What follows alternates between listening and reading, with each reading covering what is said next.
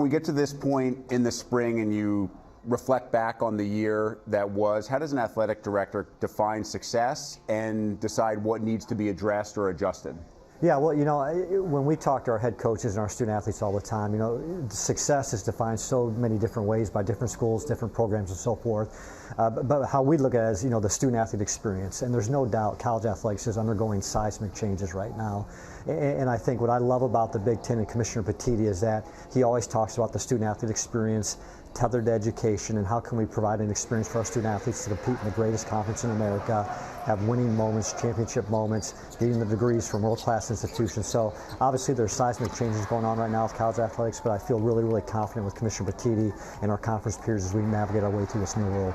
Speaking of that student athlete experience, I'll try to paraphrase your football coach, PJ Fleck, who talks about academically, athletically, socially, culturally, spiritually.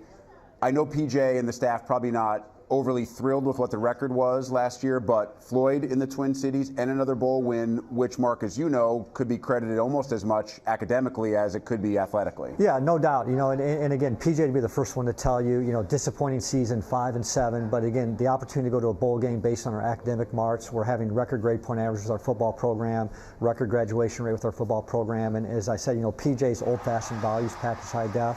At Minnesota, he continues to build this program. He's going into year 8 with us. And again, he's got a lot of optimism with this year. We have a great opening game against North Carolina, and then we get into Big Ten play, have a chance to come out here, play at UCLA, have a chance to play USC at home with some of our new members. Wisconsin, of course, Iowa, those big games for us. So again, a lot of excitement for our program. But, last year, when you look at last year, obviously getting Floyd back to the Twin Cities was a big deal, a lot of excitement, and again, just really excited for the upcoming season. Hard to believe that both you guys have been there for almost a decade already.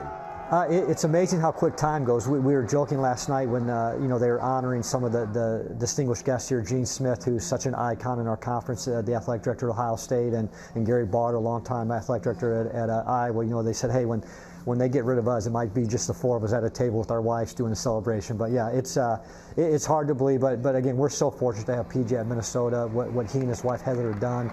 Obviously with our football program, we've won 6 straight bowl games. We've had big wins over Wisconsin, the win over Iowa last year. People forget we beat Auburn in the Outback Bowl a few years ago. So he's doing a lot of firsts for our program, and it's just really exciting time to have him here at Minnesota.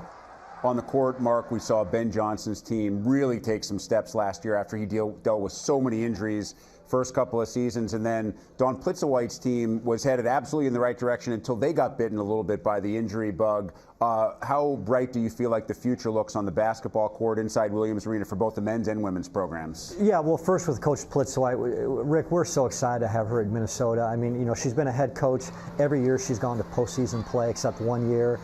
Just great experience. As we went through the roster transition at the end of the year, we were able to keep all of our players with the exception of 2, which was awesome, which means we have a great student athlete experience on that side of it. And as you mentioned, we were heading towards the NCAA tournament. We were going the right way. Mara had a tough injury, and she came back in the postseason. We made that run to the finals of the WNIT, which was great experience for our team on that side of it. And of course, Ben, Rick, I can't tell you how proud I am of Ben. I mean, being a basketball coach on the men's side in this league as well as the women's side, it's a tough task, right? And he's a first-time head coach.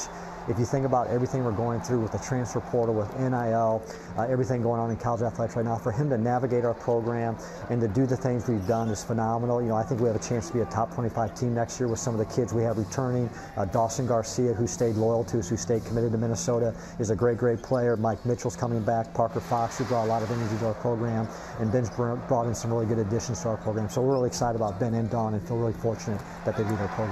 Well, Mark, you just brought up the transfer portal, and it's one of the hot button issues right now, along with, of course, NIL and revenue sharing, which we'll know a lot more about here in a very short time. As athletic director, how can you help those in your athletic department, including all the coaches we've talked about already, kind of manage that as they also worry about managing their rosters and getting their athletes to perform the best, both in the classroom and on the academic and athletic fields? Yeah, well, there's no doubt, the pressure on head coaches has just increased, right? The pressure's on administrators, on everybody as we just try to navigate this new way. And I think, we talk in Minnesota, we want to embrace this change. We feel selfishly, when you look at our 615 student athletes, we're We're in the middle of the Twin Cities, a very vibrant community, great student athlete success academically, athletically, and what we're doing with our coaches, we always go back to that student athlete experience. I've had a chance to, again, I'm starting my 9th year at Minnesota. I worked at Syracuse as the athletic director. I worked at Boise State as the athletic director, and every place I've been, coaches, when they recruit a young man or a young woman to come to your campus, they talk about earning that degree and competing for championships. And my goal and the goal of our coaches is how do we navigate our way through this changing landscape. And